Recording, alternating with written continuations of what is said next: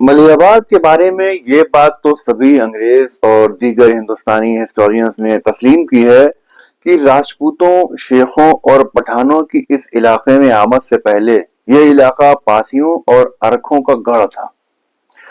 اسی بنا پر یہ قیاس یعنی انومان کیا جاتا ہے کہ قصبہ ملیح آباد کی استھاپنا ملیح نام کے ایک پاسی نے کی تھی اور انہی کے دوسرے بھائی سلیہ نے سنڈیلا کی استھاپنا کی تھی۔ انگریزوں نے اسی نقطہ نظر سے یہ رائے قائم کی تھی کیونکہ اس علاقے پر پاسیوں اور ارکھوں کی حکومت رہی تھی۔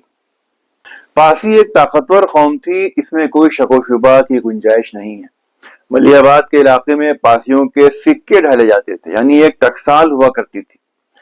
اس دور کے سکے کئی جگہوں پر کھدائی کے دوران ملتے رہے، اس لیے اس مقام کو یہاں کی لوکل زبان میں کھوٹا شہر کے نام سے بھی جانا جاتا تھا۔ کھوٹا شہر مطلب خراب روپے کا شہر۔ اب آپ لفظ ملیح آباد کو دیکھیے، اس کے لنگوسٹک ایلوکوینس یعنی بھاشا شیلی کو دیکھ کر لگتا ہے یہ لفظ ملیح آباد ملیح سے نہیں بلکہ فارسی کے لفظ ملیح سے نکل کر ہندی زبان میں آیا ہے۔ ملیح کے معنی ہیں نمک کے، اور آباد بھی فارسی زبان کا لفظ ہے۔ ایک مضبوط تھیوری اس طرف سوچنے کو مجبور کرتی ہے کہ اس علاقے کے پاسی لوگ مسلمانوں کی آمد سے پہلے بیتا یا بیدیا نالے کے کنارے اور دوسری جگہوں پر بھی بڑے پیمانے پر نمک بنانے کا کام کرتے ہوں گے۔ مسلمانوں نے اس علاقے پر قبضہ کرنے کے بعد نمک بنانے کے کام کو دیکھ کر ملیح آباد کہنا شروع کر دیا ہوگا۔ سن 1940-45 کے آس پاس تک اس علاقے میں ندی کے پاس نمک بنایا جاتا تھا۔ ایسا ہوتے ہوئے یہاں کے بڑے بزرگوں نے بھی دیکھا تھا۔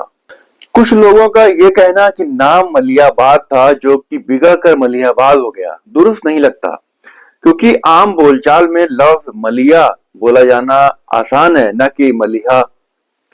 یہ تو تصور بھی نہیں کیا جا سکتا کہ ہندوستان کے مسلمز کے آنے سے پہلے کسی جگہ کے نام کے بعد آباد لگا ہو، کیونکہ مسلمز نے کسی بھی اس جگہ کا نام نہیں بدلا جو انہوں نے آباد نہیں کی تھی۔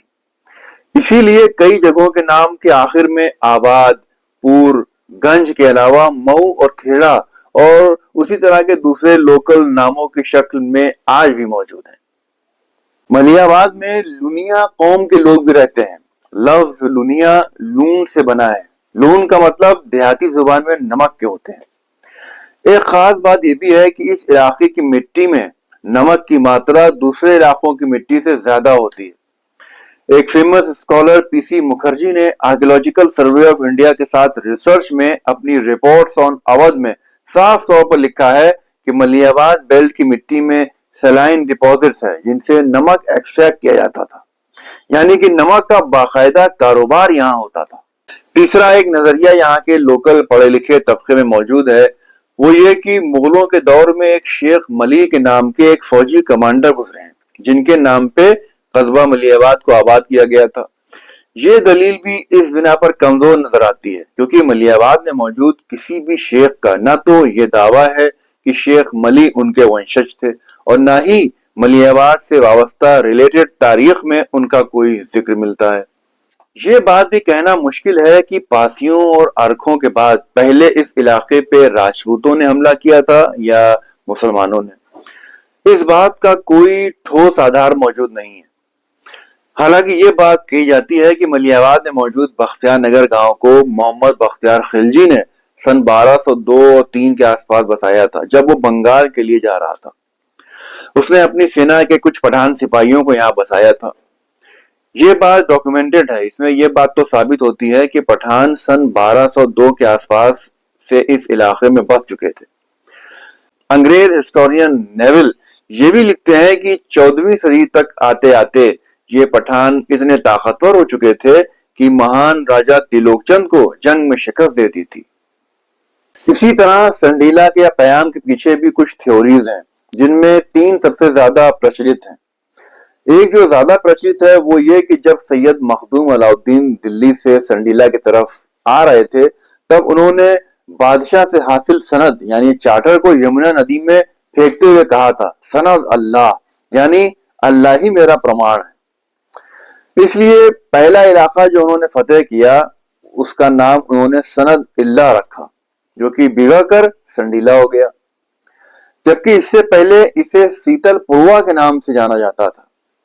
एक दूसरी थ्योरी के मुताबिक संडीला नगर की स्थापना अरखों ने की थी, जो इस जगह मुसलमानों के आने से पहले आबाद थे। एक तीसरी थ्योरी के अनुसार ये नगर दो पासी भाइयों मलिहा और सलिहा से जुड़ा है। माना जाता है कि सलिहा ने संडीला बसाया, जबकि मलिहा ने मलिहाबाद। हालांकि मलिहाबाद के बारे में मैं आपको बता ही चुका हूं। लिहाजा डॉक्यूमेंटेड रिकॉर्ड्स की बिना पर 100 में से 49% इम्कान यानी चांस इस बात का है कि मलिहाबाद का नाम इसी वजह से पड़ा था क्योंकि यहाँ नमक का कारोबार होता था। 45% चांस इस बात के हैं कि मलिहा पासी के नाम पर मलिहाबाद का नाम पड़ा था, और 5% चांसेस ये है कि शेख मली के नाम पर मलिहाबाद का नाम पड़ा था, और 1% किसी दूसरी थ्योरी के लिए गुंजाइश के तौर पर छोड़ी जा सकती है।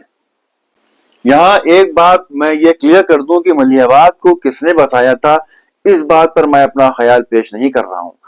वो तो हो सकता है कि पासियों, अरखों या राजपूतों में से किसी ने बसाया होगा। मैं तो सिर्फ इस बात पर अपना ख्याल पेश कर रहा हूँ कि मलिहाबाद नाम क्यों और कैसे पड़ा।